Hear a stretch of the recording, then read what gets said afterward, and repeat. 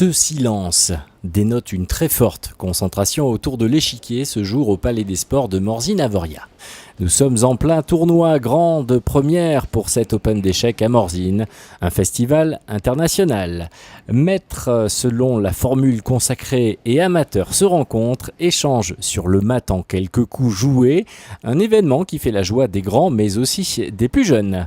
Notre entraîneur il a dit à Lubin que tu joues comme un grand maître et moi que tu as un bon style d'attaque comme Gasparov. Et t'as gagné, t'as fait une dame. Elle est devenue une dame. Alors une dame, c'est la pièce la plus forte du jeu. Alors moi je la compare à un Jedi, avec un rayon laser. Chaque matin, ces stages d'initiation pour tout le monde. Les vacances sont aussi le temps de découvrir ou redécouvrir le jeu. Et de plus, c'est gratuit. Alors moi je suis venue au départ pour accompagner mon fils. Et puis je dois dire que je prends beaucoup de plaisir. Là, le stage, c'est des parties expliquées, l'occasion d'apprendre pas mal de choses pour, comme dit mon fils, pour progresser. Il y a un pion qui est très dangereux d'avancer, c'est celui-ci. Parce que tu ouvres la diagonale. Avec un price money de 6 750 €, cet Open d'échecs est le rendez-vous estival morzinois pour les amoureux du jeu. Pour la dimension internationale, sachez que le champion du monde 2010, le champion du monde 2012 senior ou encore le champion de France sont de la partie. Autre dimension locale cette fois-ci est plutôt insolite. 5 minutes de chaque côté, c'est pas évident quand on a l'habitude. L'Open d'échecs à Morzine, c'est aussi l'occasion d'associer le jeu d'échecs et la montagne de façon originale.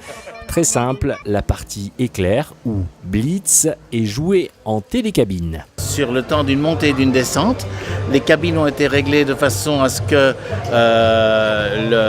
la révolution se fasse en 11 minutes. Et nous avons une pendule ici qui affiche 5 minutes de chaque côté. Chaque joueur qui aura gagné, et en cas de match nul, les noirs, puisqu'ils n'ont pas le trait, sortira de la cabine, recevra un petit élastique qui se passera au doigt, comptabilisant le nombre de points qu'il a marqués. Il sort de la cabine et va dans la cabine suivante rencontrer l'adversaire suivant. Hallucinant ou décalé sont les adjectifs employés par nos concurrents. Bizarre, parce que ça fait bizarre de jouer un peu presque à l'extérieur dans une cabine, tout seul. On s'occupe plus de la partie que d'être dehors, d'être dans la télécabine. Je trouve que c'est excellent de pouvoir associer à la fois sur une petite partie d'échecs, puis là on est vraiment au milieu des montagnes, c'est fabuleux quoi. Le téléphérique, on s'en occupe absolument pas, je veux dire, on est vraiment sur la partie à 100%, on essaie de voir un petit peu les forces et les faiblesses de la partie d'en face, en sachant que quand même quand on joue en club comme lui, comme moi, on joue souvent sur des parties d'1h30, 2 heures, voilà, donc des parties qui durent en fait 4 ou 5 heures dans la réalité, parce que c'est 2 heures chacun. Et ceux et celles qui collectionnent le maximum d'élastiques ou de points se rencontrent en fin de parcours pour déterminer un gagnant. En bonus, pour conclure, The Tip of the Day ou le conseil du jour du professeur. De réfléchir avant d'agir. Au moment où ils sont devant une position et qu'ils vont jouer un coup, il faut absolument qu'ils disent est-ce que c'est le bon coup, qu'ils réfléchissent.